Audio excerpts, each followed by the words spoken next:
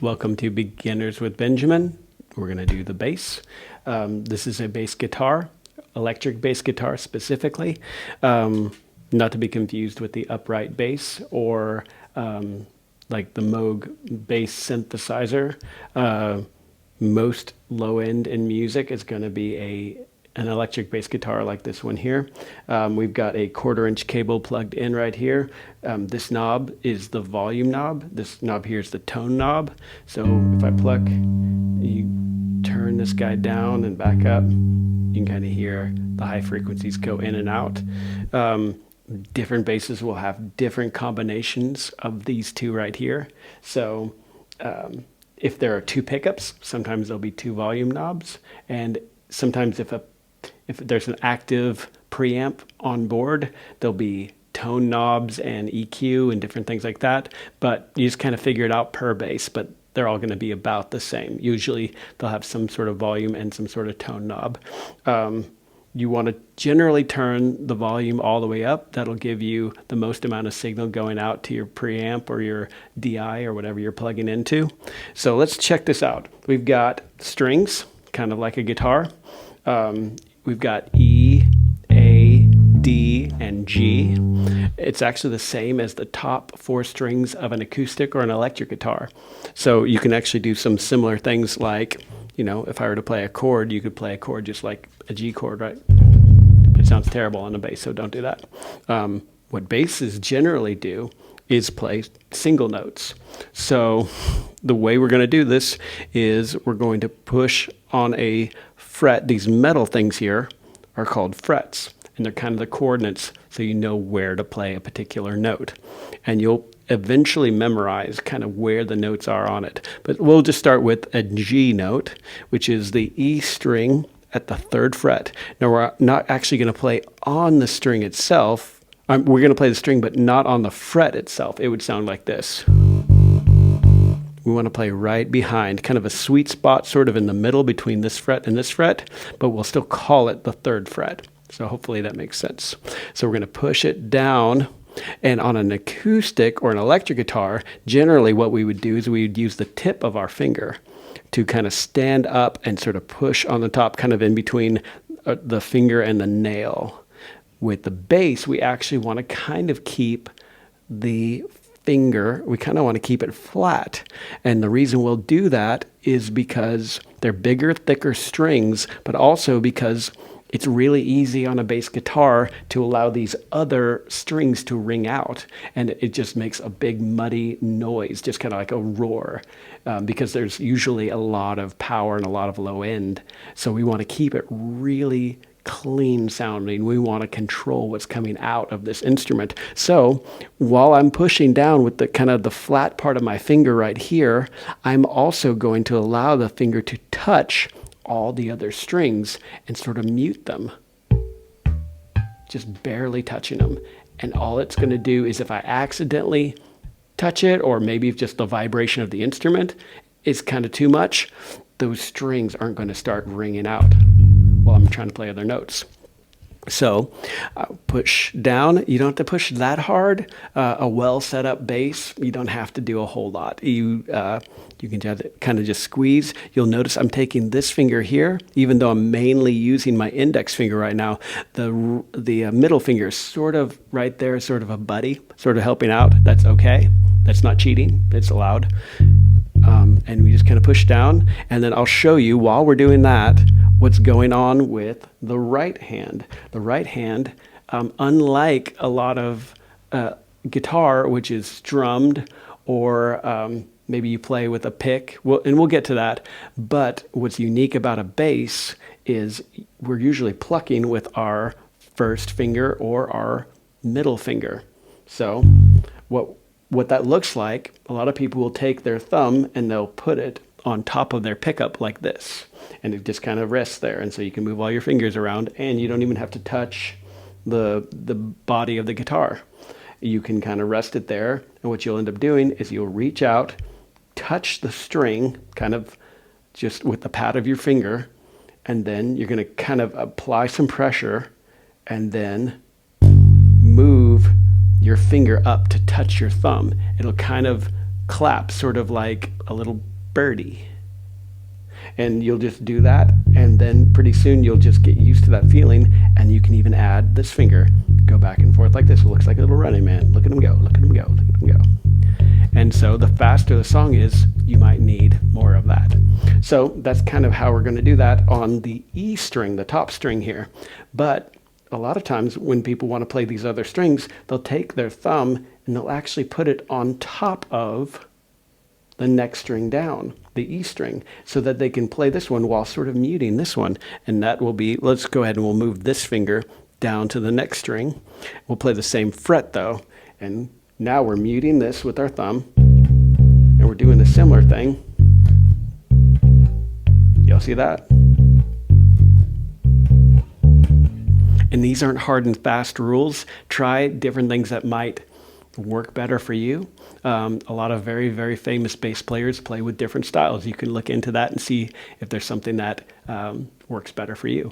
But I would recommend at least trying this. Another way to play the bass is with a guitar pick. A lot of rock music and more aggressive styles of music, they'll use a thin guitar pick.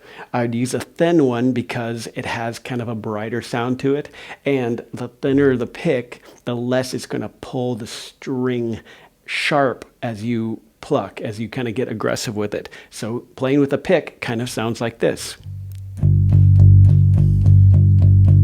You can hear there's kind of more aggression there. There's a bit more top end, a little more bright, where the finger kind of sounds more full, a little more thud, a little more punch. This is going to sound a bit thinner, but with more attack. See that? And you don't have to just pluck down. You can, but you can also go up. So maybe on a faster song, I could do the same thing, but it might sound cleaner and more precise with the pick. So it's optional. You can decide which one to use on which song. So I'll leave that up to you. So let's look at what the notes are. The first note, because we got E, A, D, G, that's the strings in their open position.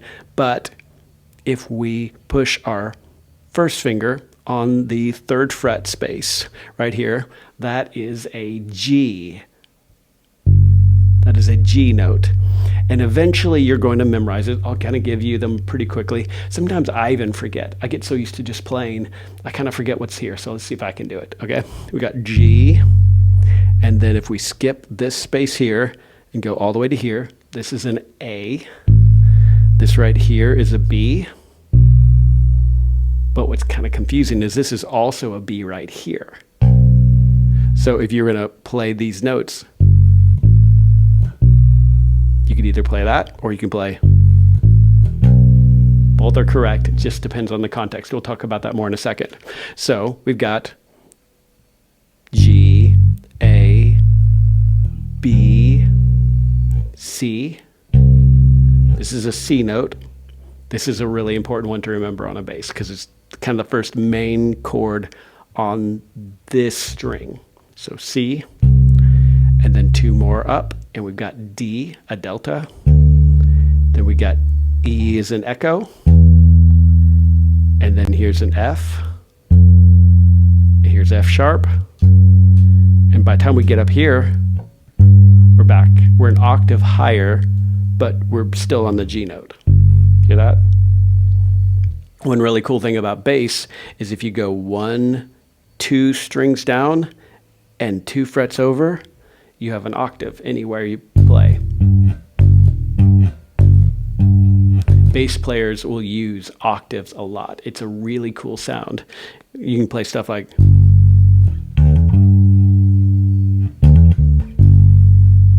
so you're playing the same note.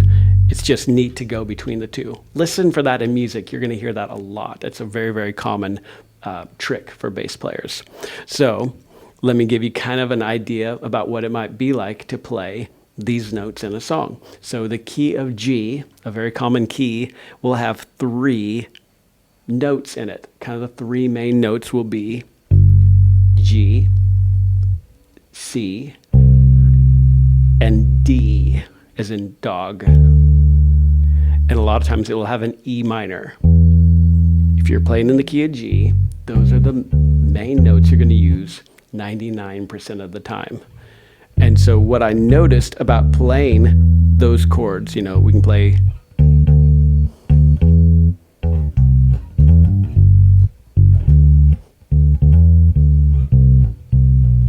you know, something like that. It's a very, very common Western pop, you know, sound. I can also play that same thing here. If I start on the A note, I can play.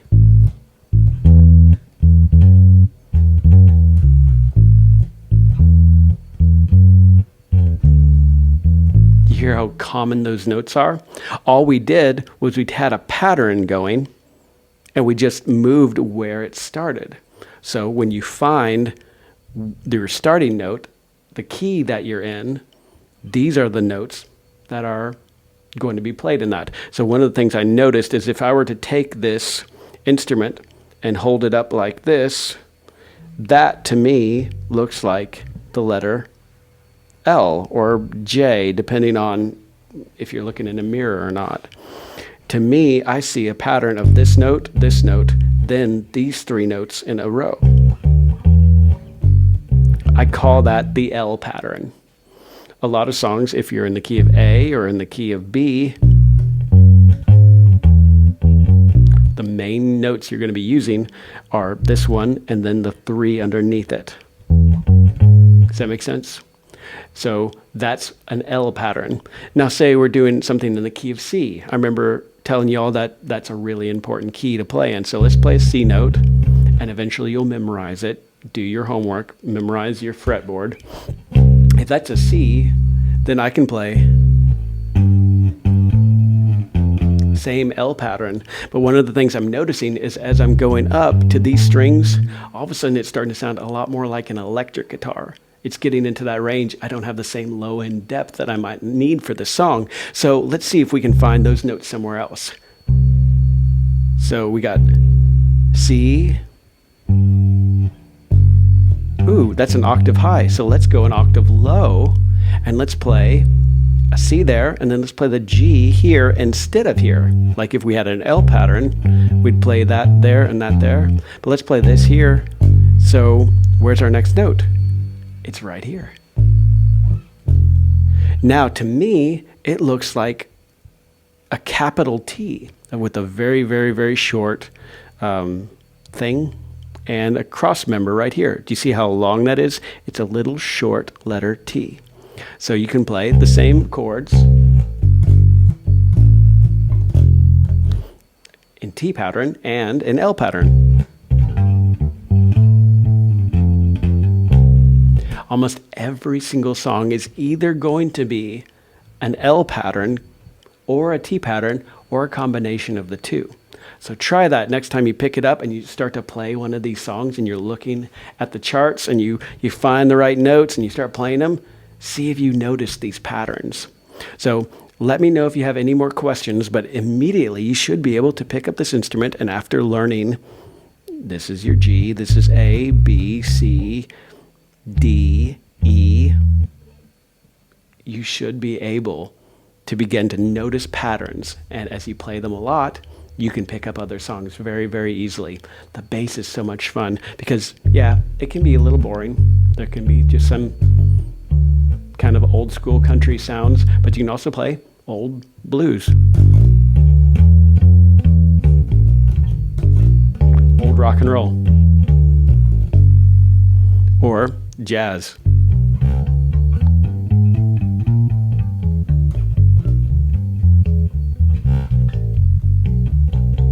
To me, it's just a really fun instrument. And of course, you can play Metallica.